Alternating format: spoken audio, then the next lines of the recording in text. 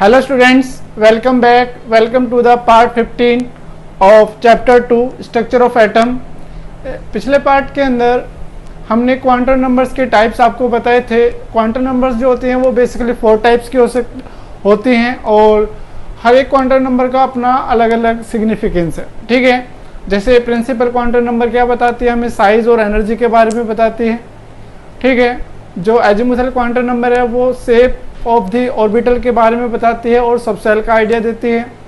जो magnetic orbital quantum number है वो हमें ऑर्बिटल के ओरिएंटेशन के बारे में बताती है।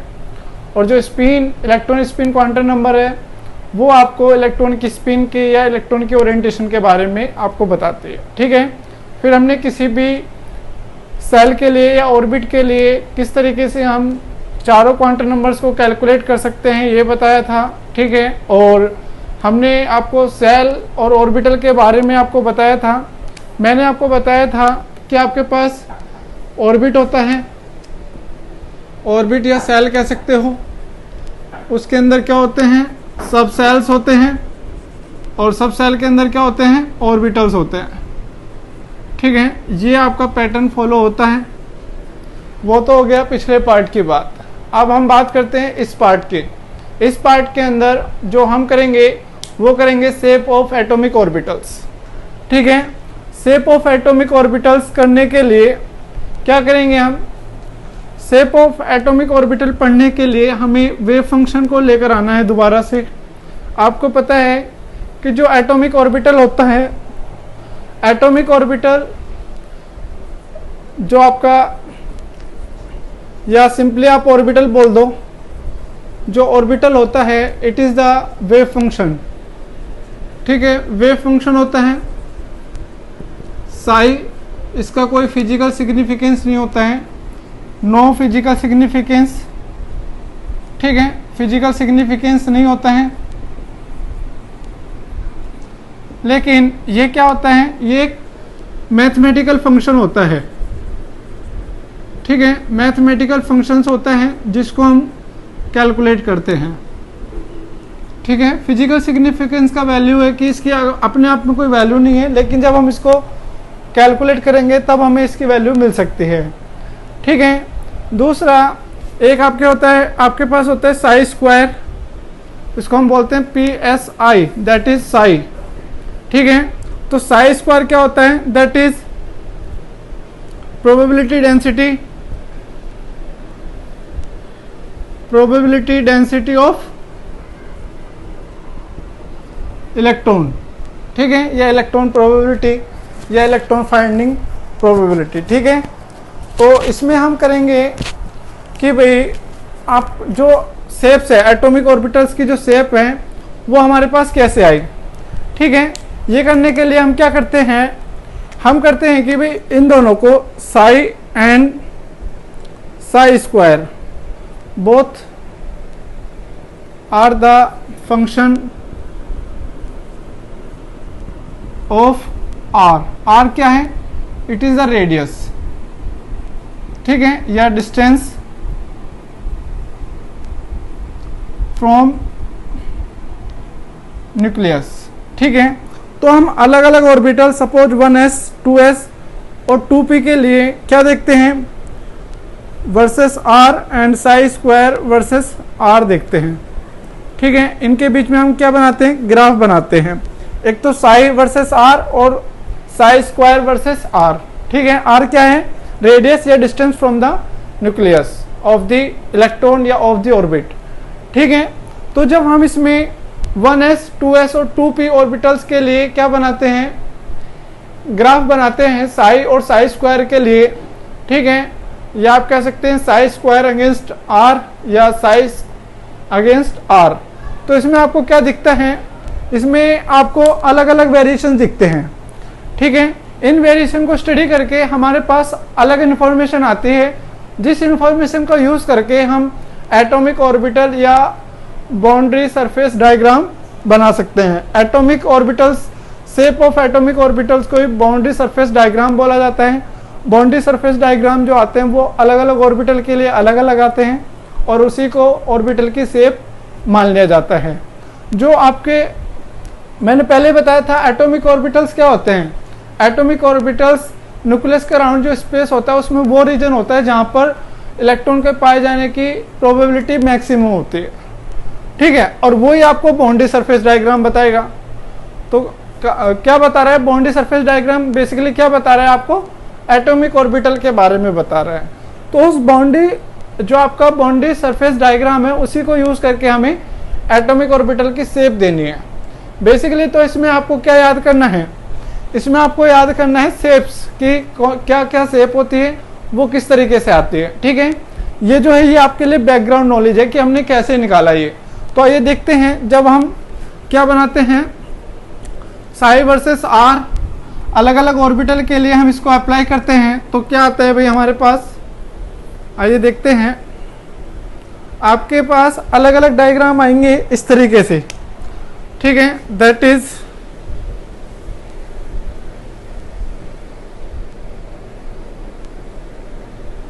ठीक है, ये आपके पास साई हो गया और ये आर हो गया। आर इधर की तरफ इंक्रीज हो रहा है, साई इधर की तरफ इंक्रीज हो रहा है। ये तो हो गया आपके लिए 1s का। 2s का जो होता है वो इस तरीके से आता है, ठीक है, वो इस तरीके से आता है आपके पास, ठीक है। ये आपके पास साई हो गया और ये आर हो गया, और जो ये हो गया आपके पास 2s, और जो आपके पास 2p है उसके लिए ये आता है इस तरीके से, ठीक है। ये इस तरीके से आ रहा है 2p के लिए। लेकिन अभी हमें स्क्वायर की बात करनी है। साई स्क्वायर के लिए, साई स्क्वायर के लिए क्या होता है, ये हमारे पास क्या है वेरिएशन है साई का आर के रिस्पेक्ट में। जैसे जैसे आर की वैल्यू बढ़ रही है तो साई की वैल्यू क्या हो रही है, डिक्रीज हो रही है। लेकिन जैसे जैसे आर की वैल्यू डिक्रीज हो रही है साई की वैल्यू बढ़ रही है। आप इस तरीके से इनको लगा सकते हैं, ठीक है। यहाँ पर देखो जैसे जैसे आर की वैल्यू इधर आ रही है साई की वैल्यू इधर आ रही है, ठीक है। तो ये हमें पता चल जाता है कि भाई जैसे जैसे इलेक्ट्रॉन की जो डिस्टेंस होती है न्यूक्लियस से, ये आर जो है वो इलेक्ट्रॉन की डिस्टेंस को शो कर रहा है, ठीक है। और ऑर्बिटल जो साई है वो एक ऑर्बिटल को शो कर रहा है। तो ऑर्बिटल क्या है, मतलब ऑर्बिटल क्या है, इलेक्ट्रॉन फाइंडिंग प्रोबेबिलिटी। तो जैसे जैसे आर की वैल्यू क्या होती चली जाएगी, बढ़ती चली जाएगी, तो इलेक्ट्रॉन फाइंडिंग जो प्रोबेबिलिटी है वो डिक्रीज होती चली जाएगी, ठीक है। तो इसी तरीके से यहाँ पर आया, ये आया आपके पास साई स्क्वायर। लेकिन जो रिजल्ट्स थे वो 2s के लिए, ये 1s है, ठीक है। 2s के लिए जो रिजल्ट्स थे वो कुछ अलग थे। इसमें क्या था, ये था,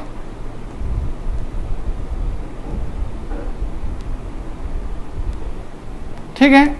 ये आपके पास साई स्क्वायर आर हो गया, और आपके पास 2p के लिए सेम आया, इसमें कोई चेंज नहीं हुआ, ठीक है। ये साई स्क्वायर हो गया और ये आर हो गया।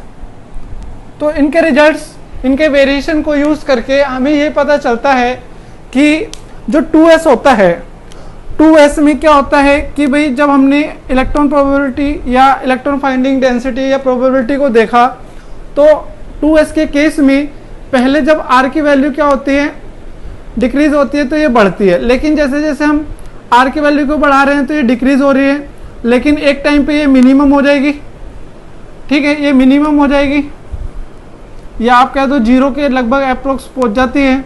लेकिन फिर r की वैल्यू के साथ थोड़ी सी बढ़ती है और फिर 0 हो जाती है। लेकिन इसमें r की वैल्यू के साथ ये डायरेक्टली क्या हो रही है, डिक्रीज हो रही है। लेकिन 2p के केस में क्या हो रहा है, ये पहले जैसे हमारी r की वैल्यू 0 थी वहां पर 0 थी, लेकिन जैसे जैसे r की वैल्यू बढ़ी तो एक वैल्यू मैक्सिमम गई और फिर से ये मिनिमम आ जाती है।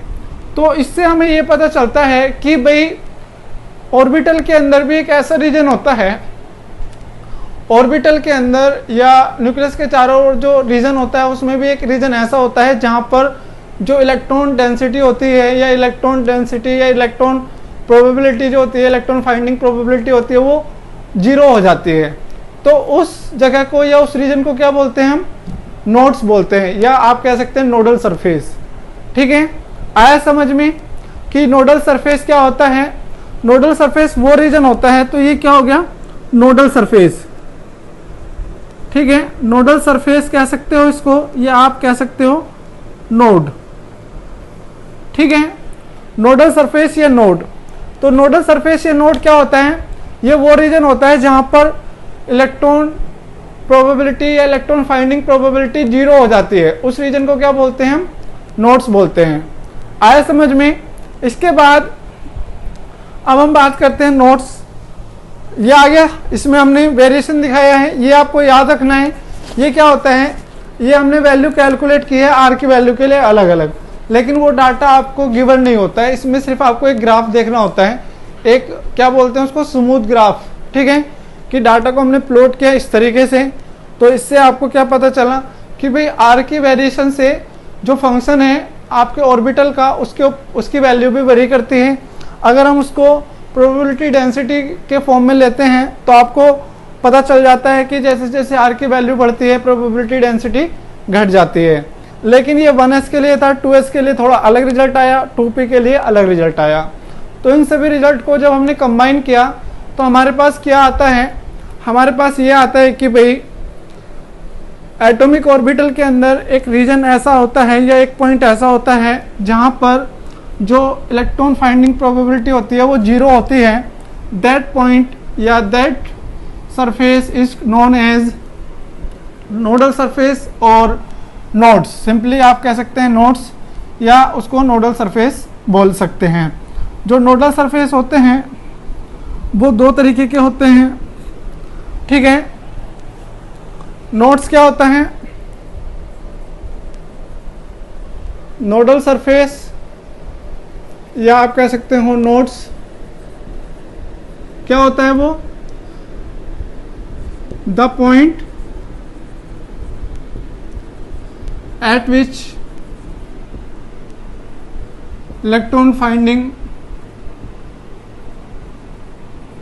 Probability is 0। ठीक है, इसको क्या बोलते हैं हम? नोड्स बोलते हैं। तो ये 2 टाइप के होते हैं आपके पास, एक रेडियल नोड्स, रेडियल या स्फेरिकल नोड्स,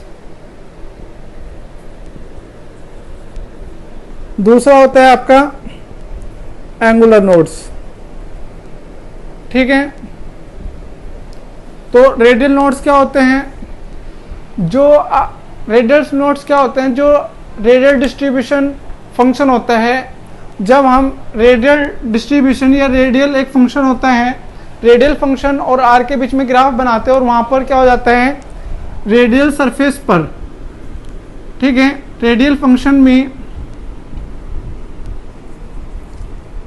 रेडियल फंक्शन जो होते हैं और उसमें इलेक्ट्रॉन डेंसिटी जो होती है, इलेक्ट्रॉन फाइंडिंग प्रोबेबिलिटी जो होती है,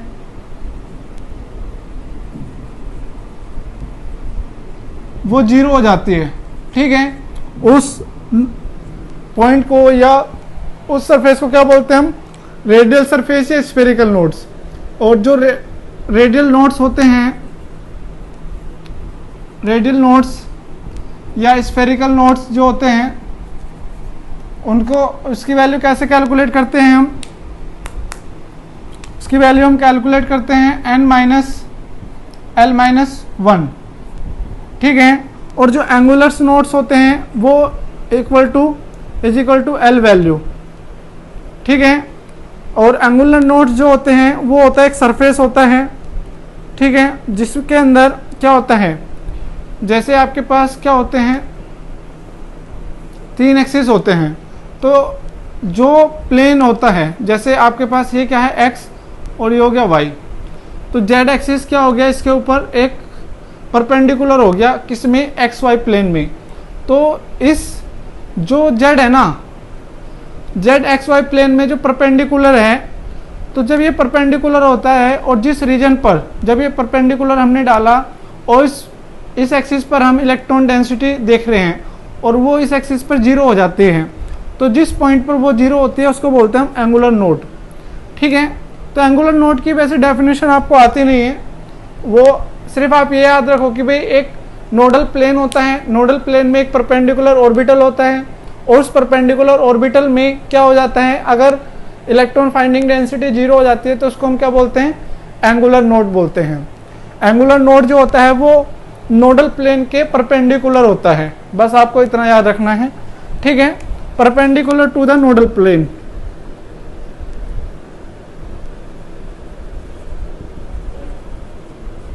टू द नोडल प्लेन, ठीक है, और इसकी वैल्यू होती है L। Total number of nodes क्या होते हैं, टोटल नंबर ऑफ नोड्स होते हैं नोड्स इज इक्वल टू क्या होता है n-1 होते हैं। जैसे अगर आपको बोला जाए कि भाई 3s के लिए स्फेरिकल नोड्स बताइए, तो 3n के लिए या रेडियल नोड्स कितने हो जाएंगे, इसमें radial nodes is equal to क्या होता है n minus means 3 minus 0 minus 1 is equal to 2, और एंगुलर नोड्स कितने हो जाएंगे इसमें 0। तो टोटल नोड्स कितने हो गए, टोटल नोड्स हो गए n minus 1 is equal to 3 minus 1 is equal to 2। तो इसमें टोटल नोड्स और रेडियल नोड्स इक्वल हैं, तो इसमें एंगुलर नोड्स क्या हो गए 0 हो गए। तो आपको कोई भी ऑर्बिटल दिया जा सकता है जिसमें आपसे रेडियल नोड, स्फेरिकल नोड या टोटल नंबर ऑफ नोड्स पूछे जा सकते हैं, ठीक है, आगे समझ में।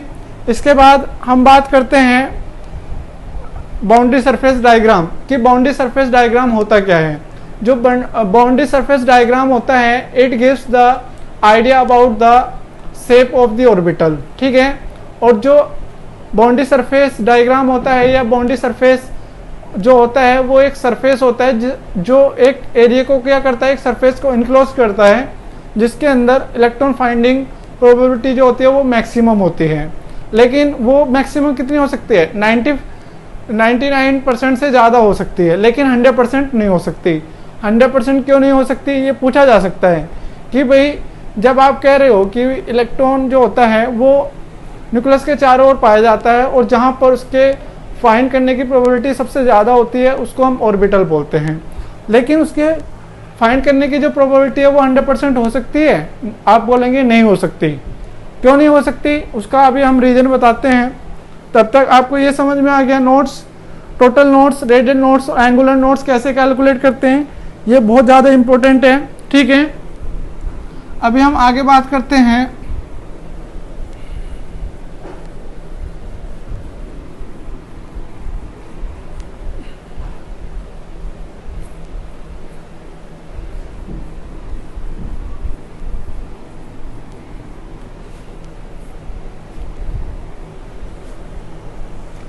हाँ भाई, दी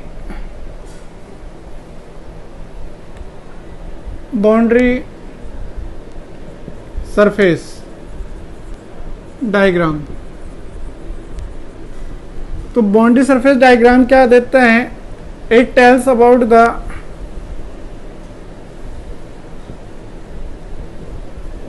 शेप ऑफ द ऑर्बिटल्स, ठीक है। अलग अलग ऑर्बिटल्स के लिए जो बाउंड्री सरफेस डायग्राम होते हैं वो अलग अलग होते हैं, ठीक है। तो इसमें क्या होता है, ये जो बाउंड्री सरफेस डायग्राम होता है ये क्लोज्ड सरफेस होता है, ठीक है। एक क्लोज सरफेस हो गया, एक क्लोज सरफेस होता है जिसके अंदर इलेक्ट्रॉन फाइंडिंग प्रोबेबिलिटी जो होती है वो मैक्सिमम होती है, ठीक है, मैक्सिमम होती है।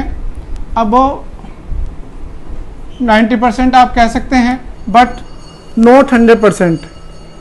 ये नॉट 100% क्यों होती नहीं होती है भाई, ये आपकी एनसीईआरटी की बुक में भी है, अगर आप उसको पढ़ेंगे अच्छे से तो वहाँ पर आपको मिल जाएगा, ठीक है। 100% भी नहीं होती है। क्यों नहीं होती है, क्योंकि देखो जो क्या होता है बाउंड्री सरफेस डायग्राम होता है उसके अंदर प्रोबेबिलिटी क्या होती है, मैक्सिमम होती है, ठीक है। लेकिन जैसे जैसे आर की वैल्यू या कह दो आप न्यूक्लियस से जो डिस्टेंस बढ़ती है, जो प्रोबेबिलिटी डेंसिटी है या प्रोबेबिलिटी है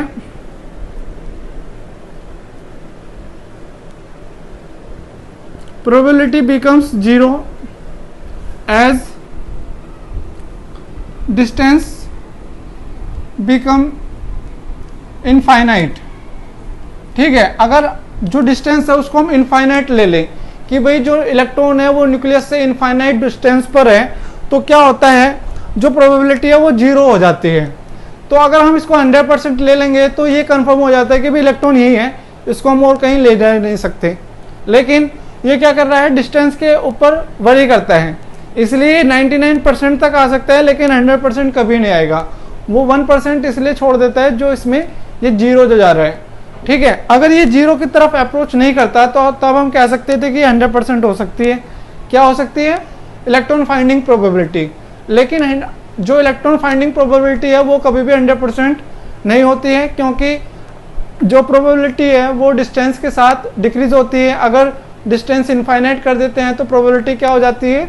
0 हो जाती है।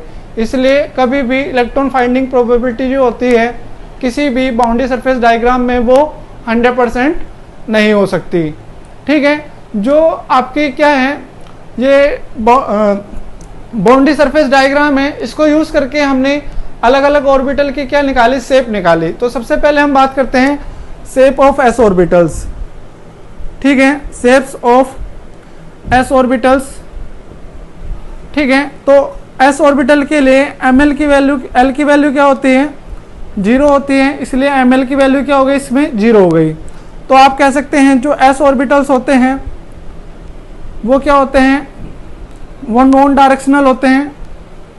अगर आपसे पूछा जाए कि भाई कौन से ऑर्बिटल नॉन डायरेक्शनल होते हैं, that are S orbital. S orbitals are non directional, ठीक है।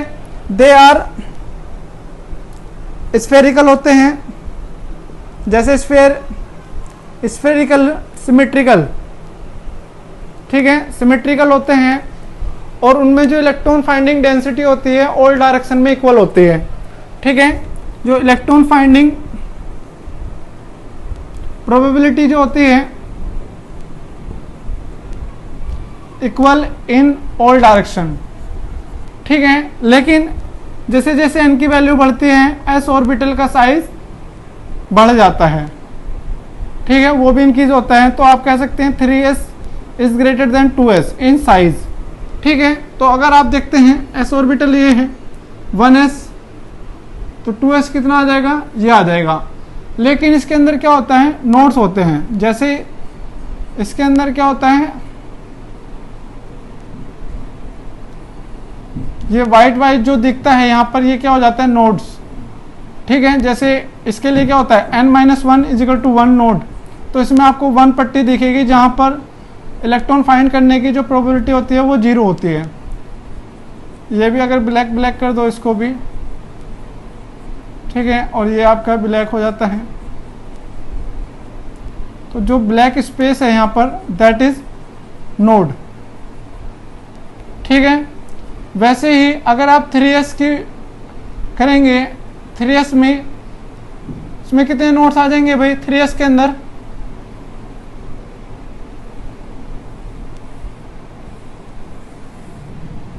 3s के अंदर आएंगे n-1 means 3 - 1 is equal to 2 nodes आएंगे। तो एक तो नोड्स ये हो गया, ठीक है, और एक नोड क्या हो जाएगा?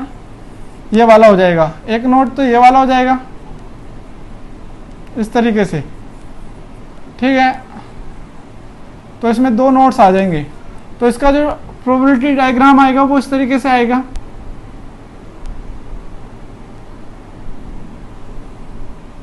इस तरीके से 2 नोड आ गए, एक ये आ गया और एक ये आ गया, ठीक है। इस तरीके से 2 नोड्स आ गए अगर हम इसको डायग्राम को इस तरीके से ड्रॉ करते हैं, ठीक है। आया समझ में? तो जहां पर ये क्रॉस कर रहा है दैट शो द नोड्स, ठीक है। तो आपको समझ में आ गया S orbital. S orbital spherical होता है, नॉन डायरेक्शनल होता है, सिमेट्रिकल होता है, और सभी डायरेक्शन में उसमें जो इलेक्ट्रॉन फाइंडिंग प्रोबेबिलिटी होती है वो सेम होती है। Now we will talk about the shape of P orbitals, ठीक है। Shape of P orbitals that is very important.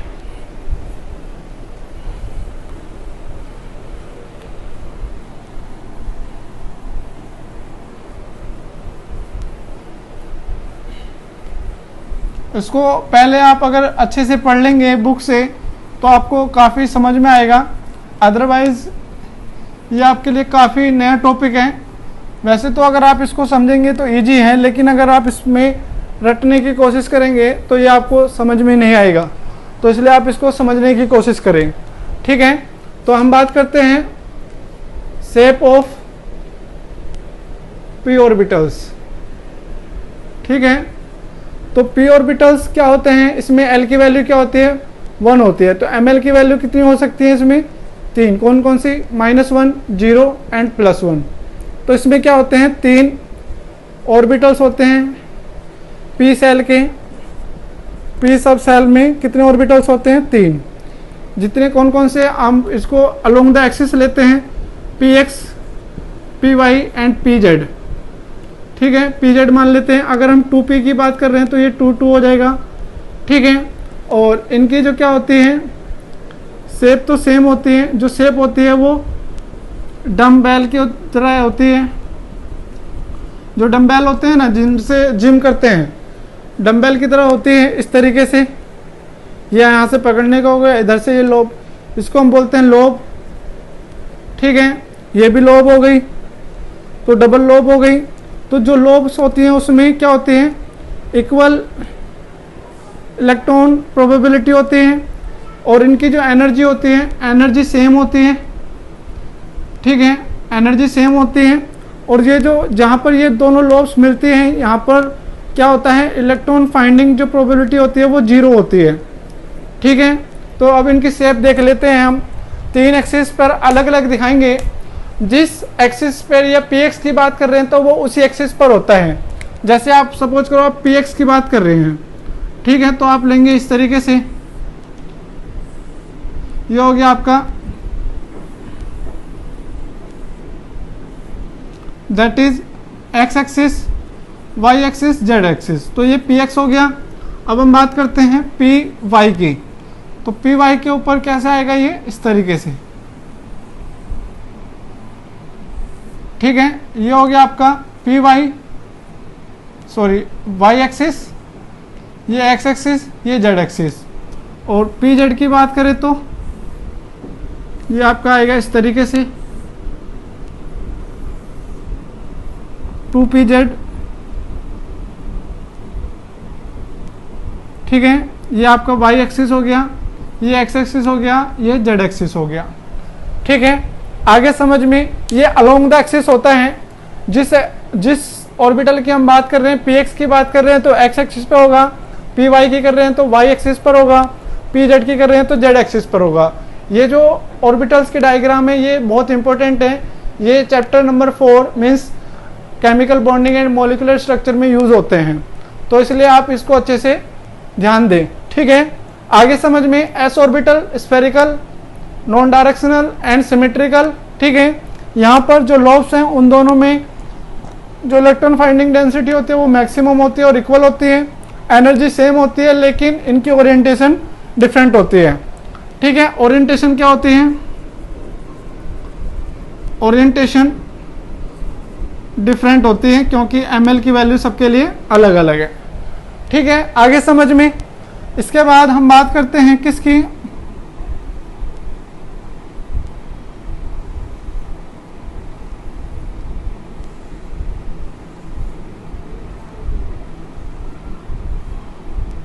इसके बाद हम बात करते हैं शेप ऑफ डी ऑर्बिटल्स। ठीक है, तो डी सब सेल के अंदर 5 ऑर्बिटल्स होते हैं क्योंकि उसके लिए जो ml की वैल्यू है वो 5 होती है। कैसे होती है अभी देखते हैं।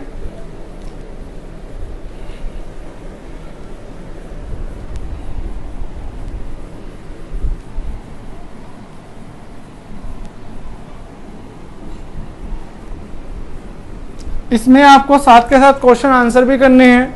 ठीक है, अगर आपके जो भी डाउट्स आते हैं वो आप हमें बता दीजिए। एनसीईआरटी की पूरी एक्सरसाइज सॉल्व करनी है। ठीक है, कोई भी क्वेश्चन अगर आपके समझ में नहीं आता है तो आप हमें डाउट्स में बता सकते हैं। ठीक है, now we will talk about the shapes of D orbitals. ठीक है, डी ऑर्बिटल्स के लिए क्या होती है? एल की वैल्यू 2 होती है, तो ml की वैल्यू कितनी हो जाएंगी? -2, -1, 0, +1, +2, तो ये होगी टोटल 5।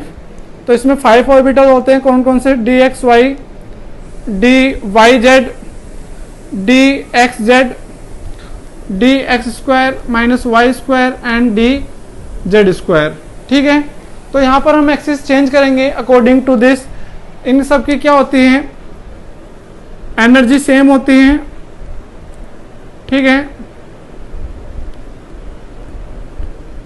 एनर्जी सेम होती है, लेकिन जो ओरिएंटेशन होती है, ओरिएंटेशन जो होती है वो क्या होती है, डिफरेंट होती है।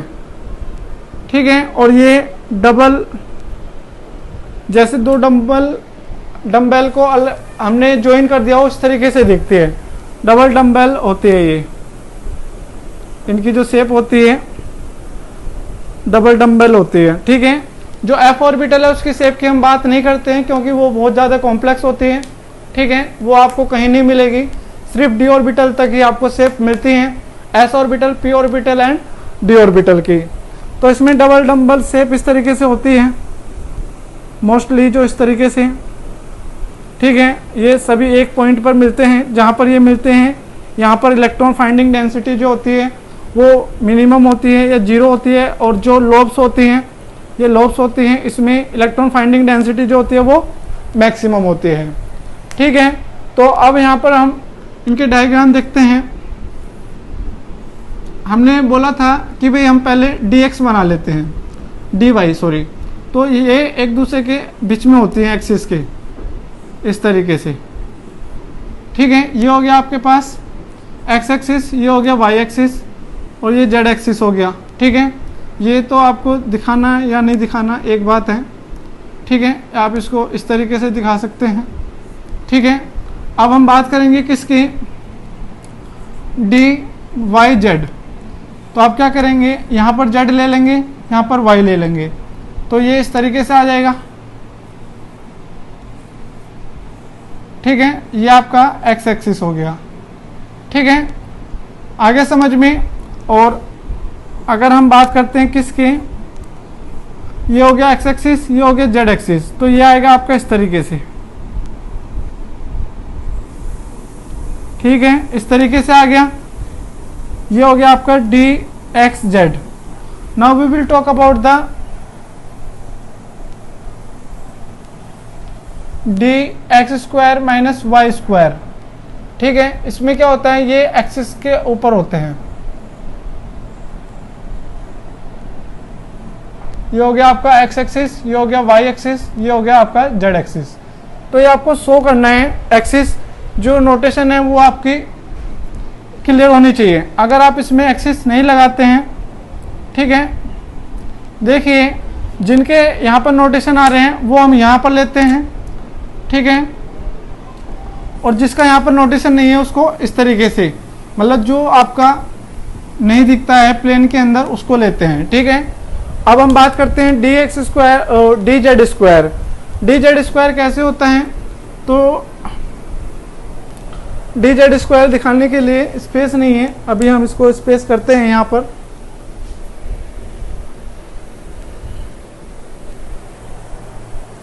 तो डी जेड स्क्वायर क्या होता है, इसमें दो लॉब्स होती हैं और एक रिंग होती है इस तरीके से।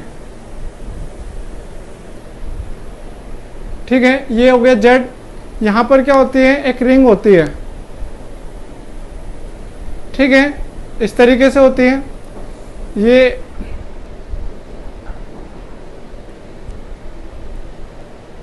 ठीक है, और ये इस तरीके से होता है। ये हो गया आपका x, ये हो गया y और ये हो गया z। क्योंकि यहाँ पर डी जेड स्क्वायर आता है तो ये z एक्सिस के अलोंग ही बनते हैं। यहाँ पर d x square minus y आ रहा है तो x और y के अलोंग बनते हैं, z फ्री रहता है। ठीक है, और यहाँ पर डी एक्स वाई आ रहा है तो ये बिटवीन द x और y के बीच में बनते हैं, और z ऐसे रहते हैं फ्री। यहाँ पर y z है तो y और z के बीच में बनाए हमने, x को फ्री रखा। यहाँ पर x z है, y को हमने फ्री रखा और x और z के बीच में बनाया। यहाँ पर हमने z को फ्री रखा और on the axis of x and y बनाया। ठीक है, तो इस तरीके से ये आपको याद रखने हैं, ये बहुत ज़्यादा इंपॉर्टेंट है। आपसे पूछा जा सकता है ड्रॉ द स्ट्रक्चर या शेप्स ऑफ डी ऑर्बिटल्स। ठीक है, तो ये सारी चीज़ें आपकी हो जाती हैं। यहाँ पर हमारा जो टॉपिक है शेप्स ऑफ डी ऑर्बिटल्स वो कंप्लीट हो जाता है। नेक्स्ट पार्ट के अंदर हम बात करेंगे जो अगर किसी ऑर्बिटल के अंदर एक से ज़्यादा इलेक्ट्रॉन है तो उन इलेक्ट्रॉन्स को क्या बोलते हैं। ठीक है, स्क्रीनिंग इफेक्ट क्या होता है और इलेक्ट्रॉनिक कन्फिगरेशन के बारे में बात करेंगे। ठीक है, वो हम बात करेंगे नेक्स्ट स्टेप में। ठीक है, आज के लिए सिर्फ इतना ही। इस वीडियो को लाइक कीजिए, शेयर कीजिए, चैनल सब्सक्राइब कीजिए और अगर आपके डाउट्स हैं तो आप हमें मैसेज कर सकते हैं। तब तक के लिए आप अपने घर पर रहिए, सेफ रहिए। Thank you.